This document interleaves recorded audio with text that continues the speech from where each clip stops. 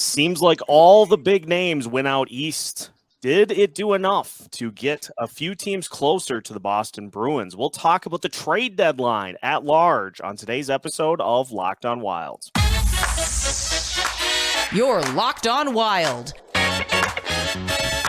your daily podcast on the Minnesota Wild. Part of the Locked On Podcast Network, your team every day.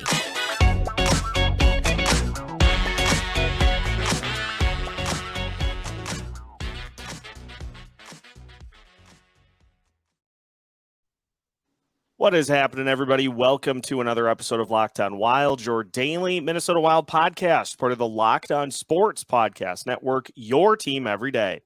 Thanks, as always, for making Locked On Wild your first listen each and every day. Just a reminder, you can find Locked On Wild on all of your favorite podcast platforms, absolutely free of charge. On today's episode of Locked On Wild, Alex Micheletti joins us, and Jonny Lazarus of the Blue Crew podcast joins us as well. As we talk about the trade deadline, we'll look at the Eastern Conference at large. We'll talk some Western Conference too, just getting a sense of where everybody's at after a busy week through the trade deadline. My name is Seth Topal, your daily Minnesota Wild insider, and as mentioned, we have a guest lineup here today as Alex Micheletti joins us for his standard Monday appearance, a double book for Micheletti today. And we're joined by Jonny Lazarus, the host of the Blue Crew podcast covering the New York Rangers. Also some content for Bleacher Report Open Ice. Jonny, thanks so much for joining us. Quite a time to be a New York Rangers fan. Oh, yeah, but don't ask other New York Rangers fans that because they're going to say that we're frauds. No, I appreciate you guys having me on. I was actually just in your neck of the woods a couple weeks ago, but it wasn't the prettiest day out of Minnesota. It was rainy and cold, and I'm happy I don't have to go back there for quite a bit. No offense. But no, I'm happy to join you guys, and I appreciate you having me on. You had a chance to hook up with Matt Boldy, I think, for some content. Am I right? Yep. We did like a lap around the ice for BR Open Ice. Nice. Well, let's talk Rangers. Obviously, a couple of big moves for New York. Patrick Kane, Vladimir Tarasenko. What did you think of the deadline for the Rangers, and where does that put them amongst the big heavyweights in the East? I mean, this was definitely the most fun deadline I could remember in my lifetime as a Ranger fan. Anytime you get Patrick Kane or a guy to his stature, and like the fact that it's overlooking that we got Vladimir Tarasenko also, kind of crazy. But then again, it's going to take some time, I think, for him to get used to, being on this team and being not only, on the team, but in the city as well, right? Like it's a huge jump from Chicago. Not that New York and Chicago are so different, but, I think just the way sports fans are here and the overall atmosphere of New York City and just the pressure of playing in Madison Square Garden can sometimes, affect some players. And we've seen a lot of people, similar to the Patrick Kane scenario come in, like mid to late 30s and somewhat post-prime and, have that pressure to come here and win a cup. And no one's been able to live up to it. So we're hoping 88 and 91 can come do it. And, I know Alex wants to see Uncle Joe get one too. So, hopefully it works out for the best. But yeah, it was an awesome week. And we kind of knew that it was going to happen and the Kane deal was done. It was just all about, the finance stuff. And we actually made a bunch of jokes. Like we could have put out like a Venmo thing for $10,000 and just had the fans send it to the league themselves, but yeah, it's exciting. Well, that's the crazy thing, too, is that it seemed like this was in the works all week and even before that. And so it's one of those weird things where you got all the insiders breaking down like every little bit of the trade. And so you get the trade announced and it's, I don't want to say anticlimactic, but like you've had so much build up to it. And then it happens and you're like, well, yeah, we figured this was going to happen for like a week. It's actually funny you say that. So like, I don't want to, sound like I have sources or anything, but like, I know one person that like, tells me some information when they hear stuff. And I heard like the Friday afternoon prior to like this past week that it was basically done. They just had to figure out logistics. So like, me thinking ahead of time, I bought tickets to Ranger Senators the Thursday night thinking like, hey, if it's not going to take a couple of days to get done, first home game is going to be that Thursday. Tickets right now are like $160, which is still crazy expensive. And I sat in the 200s, so I paid $160 for those. And as soon as the deal got announced, $300. So that was my thinking right there. Was let me look right at game time here before this thing gets announced, because this is gonna be the cheapest ticket you buy for a Ranger game, at least for the next 4 months. Alex, what do you think about the Kane addition for the Rangers? You know, you've got a pretty lethal top six now for New York. They had one before, but now adding Patrick Kane to that mix, pretty scary to say the least. Yeah, I think I would think the Rangers have the best top six if you take a look at overall. I think the Rangers, the second line is a little bit better than Boston's completely. I take Tarasenko in those guys over guys like Zaka and Krejci. I mean, they're good players, but nothing like what the Rangers have. They just got to, like Johnny said, they got to get everybody together and chemistry going, and then they'll be rolling. I it's incredible moves. You love to see teams go for it. When they have the opportunity to, and they got all the finances in order, and scratching guys and having guys play like less than a minute. That was crazy the other day against LA, and then they were down to 4 defensemen at one point. Yeah, just craziness. So yeah, it's fun to see the Eastern Conference with everybody's going to battle and getting reinforcements. And yeah, we'll see. It's whoever comes out of the East. It's it's gonna be well deserved for sure. Yeah, it's going to be a meat grinder. We knew that going in, and you see just some big moves by all the top teams, including the Rangers. Johnny, which of the other teams in the East, which made the most surprising move for you, or the one that caught your attention the most? Well, that's a tough one. I mean, I think right off the bat, the Islanders getting Bo Horvat, that was definitely the biggest surprise. I know it's not necessarily in the time frame of what we're talking about, but that kind of got the ball rolling. And the Islanders are a weird team, right? Like, they're in the conference final back-to-back years, not too long ago, and then all of a sudden just things don't go their way last year. I still thought they were a good team last year, but everything that could have went wrong did. And I think this year was interesting, right? Like, they fired arguably what was the best coach in the NHL aside from John Cooper, who got them to that realm of, conference finals. And then they kind of have to figure out their new identity, but with the same exact team. So it's kind of like a weird scenario. Adding a guy like Bo Horvat and Pierre Engvall, this past week, like, the Islanders should be a team that can compete in the playoffs. I have no reason to doubt them from what they've shown in the past, but for whatever reason, like, they just can't seem to find that consistency. But I do think that move was so surprising because I don't remember who they played, but they won 2 games leading up to All-Star break, which gave them like a little more hope after a long losing streak. Had they lost those 2, I wonder if they would have been sellers as opposed to buyers. Just kind of the way it goes, right, in hockey. Like, especially a guy like Lou Lamoriello, like, he's not one to really mail it in. But yeah, I think that was the biggest surprise as far as overall trades go. And then, I mean, I was definitely pretty surprised by the Tyler Bertuzzi move. I kind of thought that the Red Wings were, honestly, I thought Patrick Kane or Timo Meier was going to end up in Detroit. Part of me just felt that they were a team with a lot of cap space, and they were a team that was, having a year where they could make the playoffs. And Detroit, let's be real, like, Detroit's hockey town, right? Like, they want to have a team that's successful. They haven't been in the playoffs in a couple of years now. Like, they got that brand new arena. You'd think they'd kind of want to, do what they can to get some playoff games in Little Caesars. So I was a little surprised that they didn't really make any moves and they were sellers. So I would say Tyler Bertuzzi was probably the biggest surprise this past week. Alex, what about you? Which move really caught your eye that we saw for the Eastern Conference? Yeah, I mean, this guy scored in his debut tonight. Timo Meier. I love that move by the Devils. You saw tonight they played him with Jesper Bratt and Jack Hughes. That line is gonna be so much fun to watch. The Coyotes are a weird team. They tied it up late from Jack McBain, former Wild draft pick, and then it went to overtime. And Nico Hischier, captain, gets the game winner in overtime. And yeah, I love to see the Devils going for it. They are an exciting young team, and unlike the Hurricanes, who didn't do they had a gosh to spare, but they didn't add more than I thought they were going to. It's nice. It's cool to see the Devils going for it, and they might match up with the Rangers in the first round of the playoffs, and that'd be a lot of fun to watch for sure.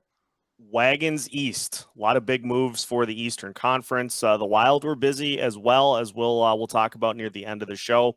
But I do want to dive a little further into the Eastern Conference after the break, because the Tampa Bay Lightning may be in trouble. And so we'll talk about that and some other Eastern Conference tidbits as we continue our trade deadline recap episode of Locked On Wilds after this. Our next partner is a product I use on a everyday basis. I started taking AG1 because it helps you simplify your vitamin and supplement routine. All you need is one delicious scoop of AG1, and you're absorbing 75 high-quality vitamins, minerals, whole food sourced superfoods, probiotics, and adaptogens to help you start your day right. Best of all, it's lifestyle friendly. Whether you eat keto, paleo, vegan, dairy-free, or gluten-free, AG1 is a small micro habit with big benefits. It's one thing you can do every single day to take great care of yourself. Right now, it's time to reclaim your health and arm your immune system with convenient daily nutrition. It's just one scoop in a cup of water every day. That's it. No need for a million different pills and supplements to help you look out for your health. To make it easy, Athletic Greens is going to give you a free 1-year supply of immune-supporting vitamin D and 5 free travel packs with your first purchase. All you have to do is visit athleticgreens.com/NHL Network. Again, that's athleticgreens.com/NHL Network to take ownership over your health and pick up the ultimate daily nutritional insurance. Continuing today's episode of Locked On Wild. Once again, thanks for making Locked On Wild your first listen each and every day. For your second listen, make sure you check out our second episode of the day coming later today to get a look at everything the Minnesota Wild did at the deadline and where it pushes them the rest of the way. That'll be up on the Locked On Wild social media channels later here today. Continuing our chat with Alex Micheletti and Jonny Lazarus. Johnny, the Tampa Bay Lightning have been in a little bit of a mess the last few games. They benched their 3 biggest players 2 games ago, and then they end up getting worked again. That Tanner Jeannot trade was an eye-opener, to say the least, with the return going to Nashville. Are the Lightning in trouble?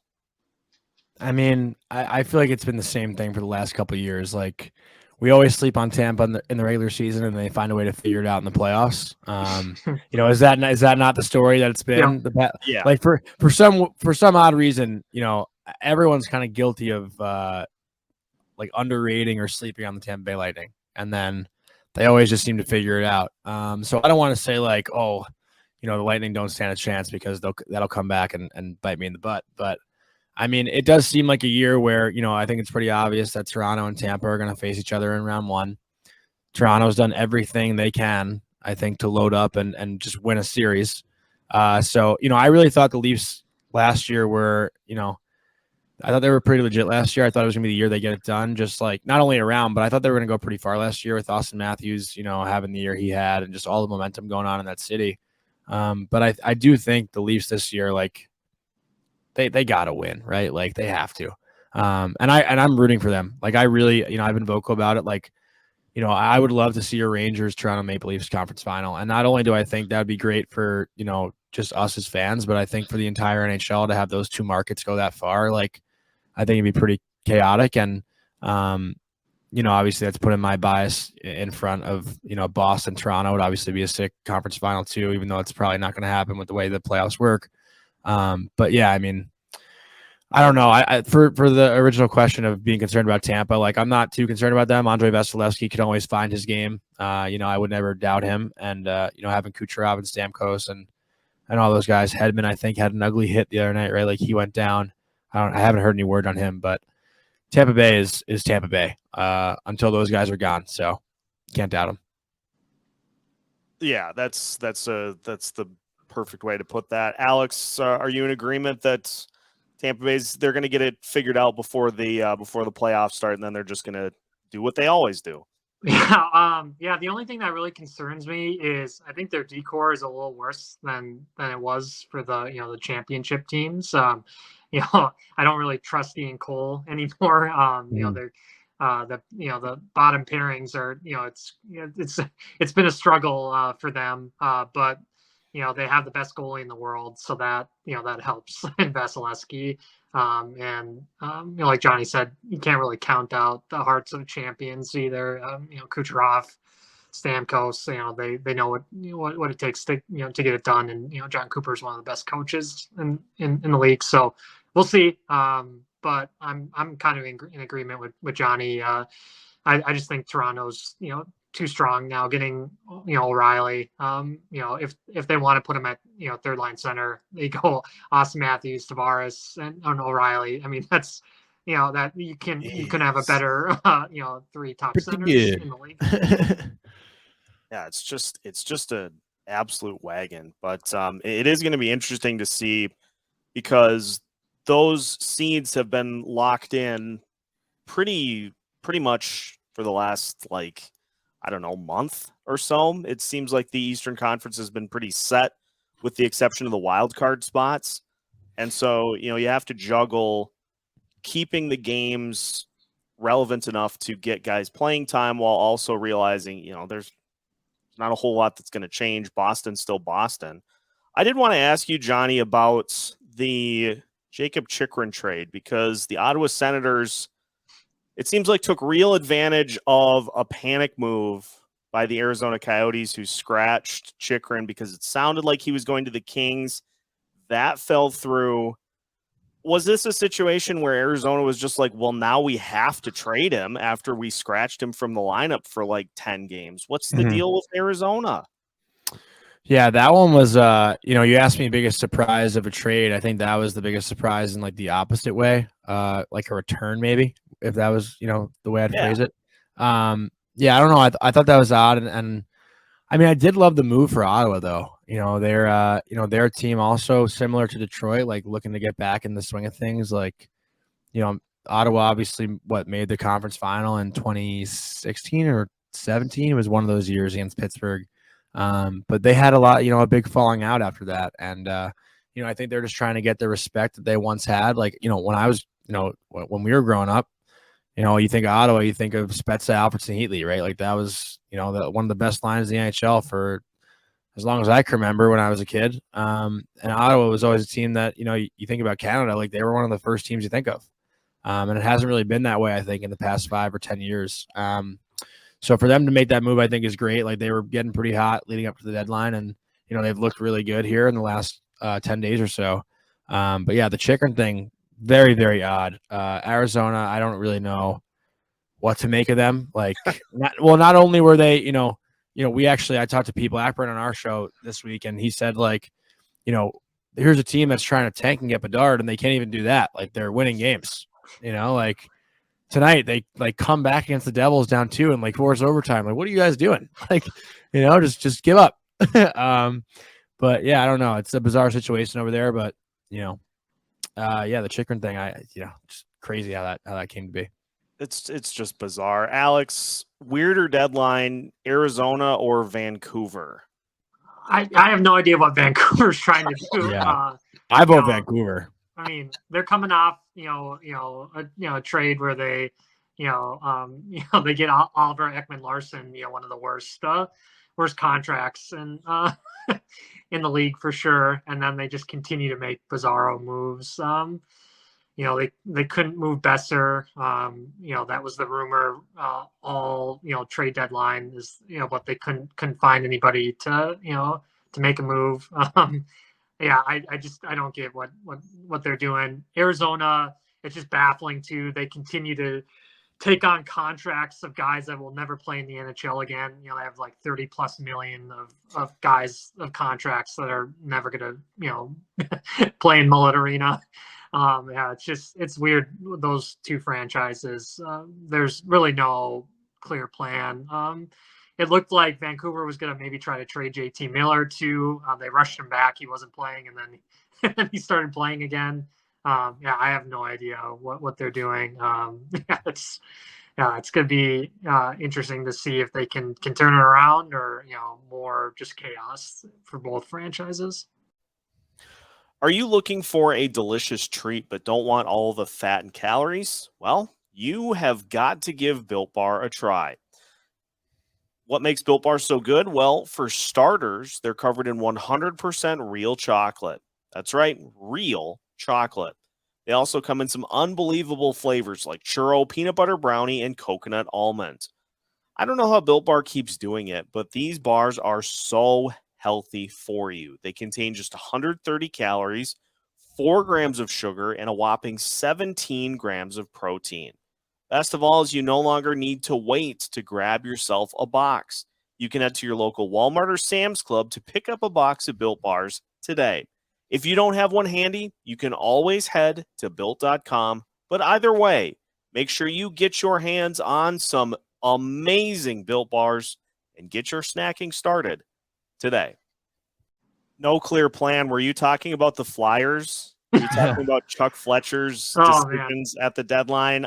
We have to get that in as a Wild podcast. Is Chuck Fletcher he's had a time of it in Philadelphia, and he doesn't end up trading Van Riemsdyk because, as he put it, he didn't get the offer he was looking for. And for a team that is just, they very clearly need to get some assets in.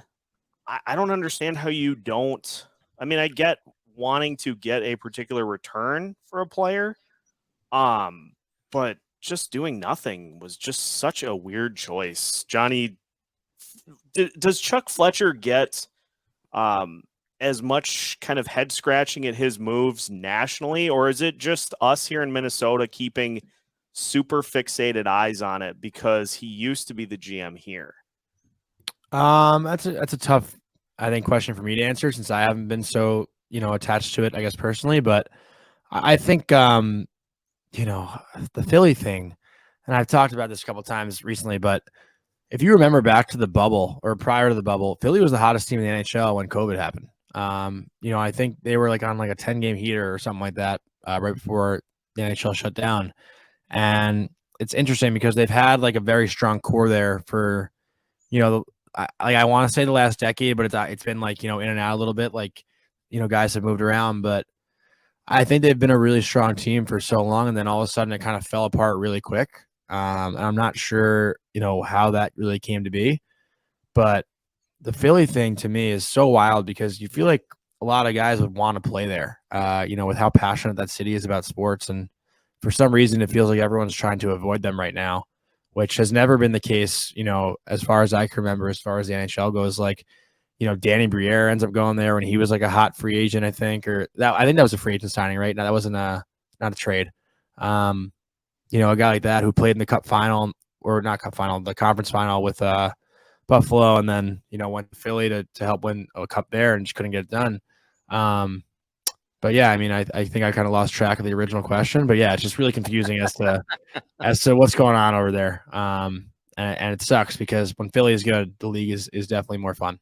Yeah, I think that's the thing to pull away from this, is that Philly is one of those teams that just needs to be good to get the NHL to that kind of ideal viewership, and with them just being not is not a good thing for the NHL.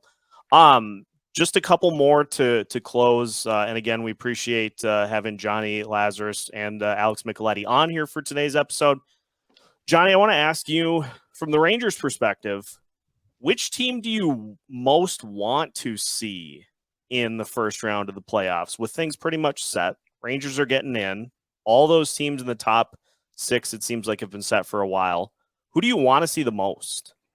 So I'm actually posting a clip of this on social probably in 2 days. I said on our show today, or coming out tomorrow, that I so badly am in the point where I'm rooting for the Devils to win the Metro. I want no part of them in round 1. Which is crazy to think that I'm kind of rooting we play Carolina. But for whatever reason, the Rangers have had Carolina's number the last 2 years. The series last year, I did think Carolina was the better team, and the Rangers maybe got lucky that Freddie Anderson, was injured, and you never want to see a guy hurt, but the Rangers were able to benefit from it.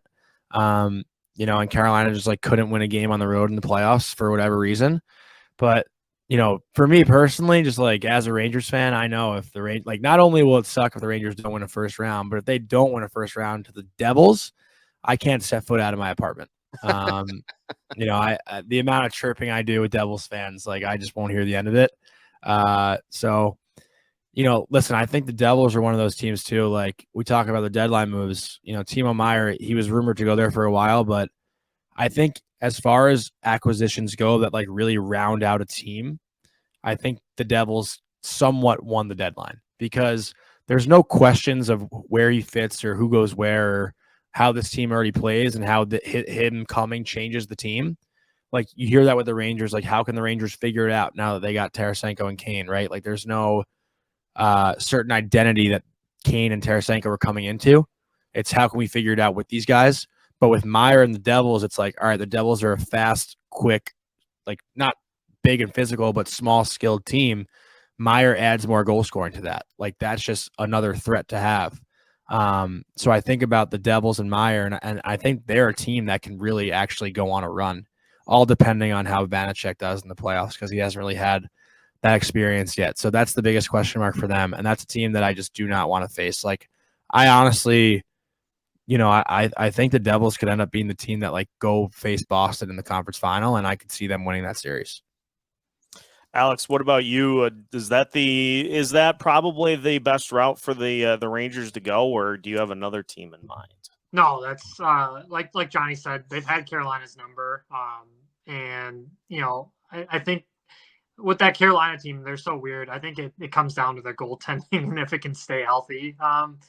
We saw when today Kirill Freddie shut out Tampa. When he's going, he's elite. But the way the Rangers have played against Carolina, that's who they want. They just match up perfectly against them. And Igor seems to have their number.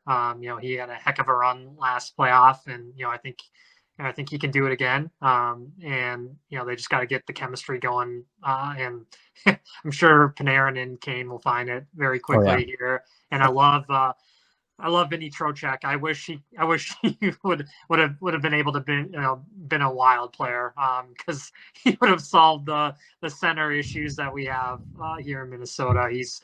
He's so much fun to watch, and that line is. I think they'll start to click here soon, and then you got Mika and Kreider that have been together for a while, and so yeah, that would be a heck of a playoff matchup. I want to see that for sure.